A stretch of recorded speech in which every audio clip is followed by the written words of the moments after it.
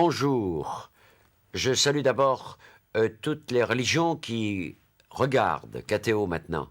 Les musulmans, les juifs, les bouddhistes, les athées, les agnostiques, les protestants évidemment, et les orthodoxes, avec qui nous avons quand même le privilège d'avoir le même livre. Le Seigneur soit avec vous. Évangile de Jésus-Christ selon saint Luc.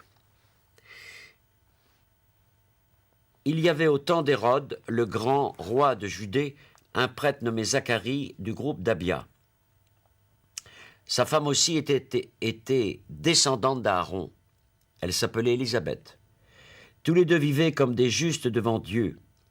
Ils suivaient tous les commandements et les préceptes du Seigneur d'une manière irréprochable. Ils n'avaient pas d'enfants, car Élisabeth était stérile et tous les deux étaient âgés. Or, tandis que Zacharie, au jour fixé pour les prêtres de son groupe, assurait le service du culte, devant Dieu, il fut désigné par le sort, suivant l'usage liturgique, pour aller offrir l'encens dans le sanctuaire du Seigneur. Toute l'assemblée du peuple se tenait dehors en prière à l'heure de l'offrande de l'encens, et l'ange du Seigneur lui apparut, debout à droite de l'autel de l'encens. En le voyant, Zacharie fut bouleversé et saisi de crainte. L'ange lui dit « Sois sans crainte, Zacharie, car ta supplication a été entendue. Ta femme Élisabeth te donnera un fils, et tu le nommeras Jean. Tu seras dans la joie et l'allégresse. Beaucoup d'hommes se réjouiront de sa naissance, car il sera grand devant le Seigneur. Il ne boira pas de vin ni de boisson fermentée. Il sera rempli de l'Esprit Saint dès avant sa naissance. Il fera revenir de nombreux fils d'Israël au Seigneur leur Dieu. Il marchera devant le Seigneur, avec l'esprit et la puissance du prophète Élie, pour faire revenir le cœur des pères vers leurs enfants, convertir les rebelles à la sagesse des hommes droits et préparer au Seigneur un peuple capable de l'accueillir. Mais Zacharie dit à l'ange, « Comment vais-je savoir que cela arrivera? Moi, je suis un vieil homme, et ma femme aussi est âgée. » L'ange lui répondit, « Je suis Gabriel, je me tiens en présence de Dieu et j'ai été envoyé pour te parler et pour t'annoncer cette bonne nouvelle, mais voici que tu devras garder le silence et tu ne pourras plus parler jusqu'au jour où cela se réalisera. » Superbe évangile, magnifique. Frères et sœurs bien-aimés, croyants, Dieu peut tout. C'est le maître de l'impossible. Et donc, ces deux vieux, anciens, dont la femme était stérile dans le couple, Gabriel, l'ange, annonce « Tu vas avoir un bébé ».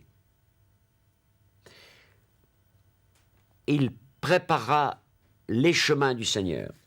Je voudrais vous entretenir brièvement de ces chemins.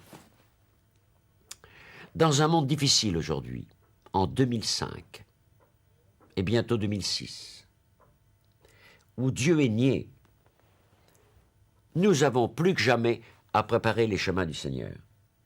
Par nos vies d'abord, par nos vies.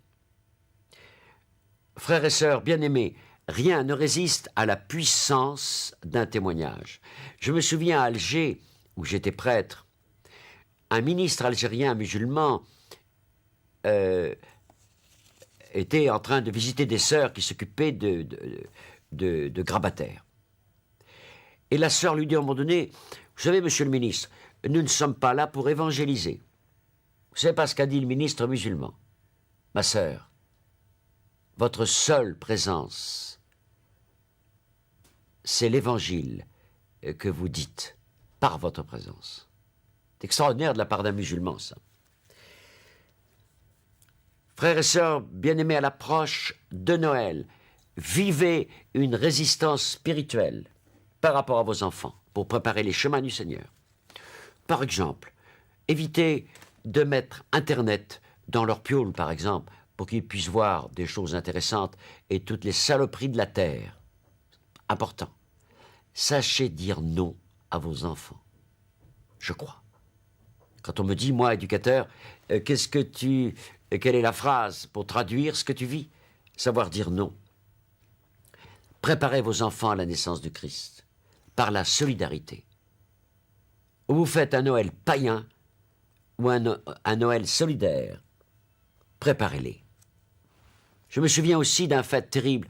J'étais dans les rues de Paris un soir de Noël avec des jeunes et l'un d'entre eux, qui était abandonné par ses parents quasiment, me dit « Chrétien, vous nous avez volé Noël ». Il savait bien, le jeune, qui n'était pas chrétien, il savait bien que Noël c'était d'abord pour lui. Préparez les chemins du Seigneur, préparez bien Noël, c'est ce que je vous souhaite quelques jours avant cette fête somptueuse. Amen.